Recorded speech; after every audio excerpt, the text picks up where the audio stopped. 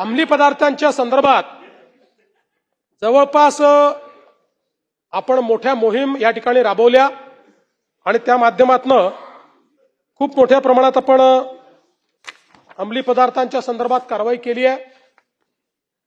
जवळपास सन 2024 मध्ये 44,000 किलोची जप्ती आहे। 2025 मध्ये या ठिकाणी 56,000 किलोची जप्ती आहे आणि जवळपास 24 मध्ये 14,230 आरोपी आणि 25 मध्ये 15,933 आरोपी हे आपण या ठिकाणी अटक केलेले आहेत आणि जवळपास 5,500 कोटी रुपयाचा मुद्देमाल हा या ठिकाणी हस्तगत करून तो नष्ट करण्याचं काम केलेलं आहे। आणि विशेषतः मला हे सांगितलं पाहिजे की साधारणपणे मी सातत्याने जे सांगतो की नुसतं जो डील करतोय त्याला पकडण्याच्या ऐवजी आता आपण बॅकवर्ड आणि फॉरवर्ड लिंकेज हे शोधून काढतो। आणि एक उदाहरण द्यायचं झालं तर 9/12/2025 ला क्राईम ब्रँचने घाटकोपर मुंबई इथे कारवाई केली। सलीम शेख आणि रईस शेख यांच्याकडनं 136 ग्रॅम वजनाचा एमडी हा अंमली पदार्थ प्राप्त केला। जवळपास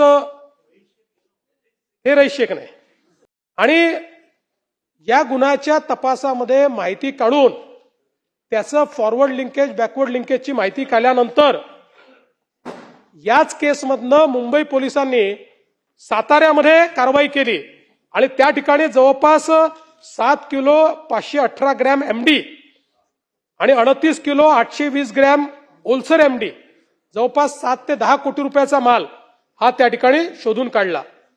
तसंच 26/11/25 ला रेंज हिल्स पुणे आरोपी तुषार शर्मा याच्या ताब्यात 36,000 रुपयाचा अंमली पदार्थ त्या ठिकाणी मिळून आला। त्याची चौकशी करून ते कुठनं आलाय हिंजवडी पुणे येथे अक्षय मेहर आणि सुमित डेडवाल यांच्या फ्लॅटमध्ये छापा मारला। त्यात कृत्रिम शेतीतून तयार केलेला हायड्रोपोनिक गांजा हा आपण जप्त केला जवळपास 44 कोटी रुपयाचा।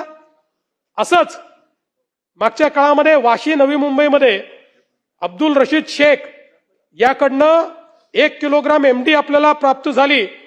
त्याचं फॉरवर्ड लिंकेज आपण शोधून काढला, बॅकवर्ड लिंकेज शोधून काढला आणि त्यातनं आपल्या कृती दलाने बंगलोरमध्ये जाऊन कारवाई केली आणि त्यातनं 23 किलो 713 ग्रॅम एमडी 5,39,00,000 रुपयाचा मुद्देमाल जप्त केला।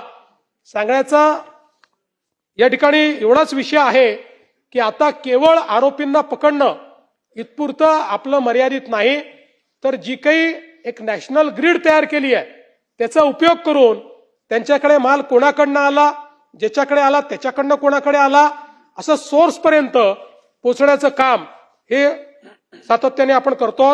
यासोबत जे पोलीस याच्यामध्ये दोषी आहेत आपण त्यांना बडतर्फ करण्याचा निर्णय घेतला। आतापर्यंत अशा केसेसमध्ये 17 पोलिसांना बडतर्फ करण्याचं काम केलेलं आहे। कारण ड्रग्सच्या केसेसमध्ये आपला निर्णय आहे की जे पोलीस इन्व्हॉल्ड असतील त्यांना सस्पेंड नाही त्यांना थेट बडतर्फ करायचं आहे। अशा पद्धतीनं आपण 17 पोलीस सेवेतनं बडतर्फ केले आहेत।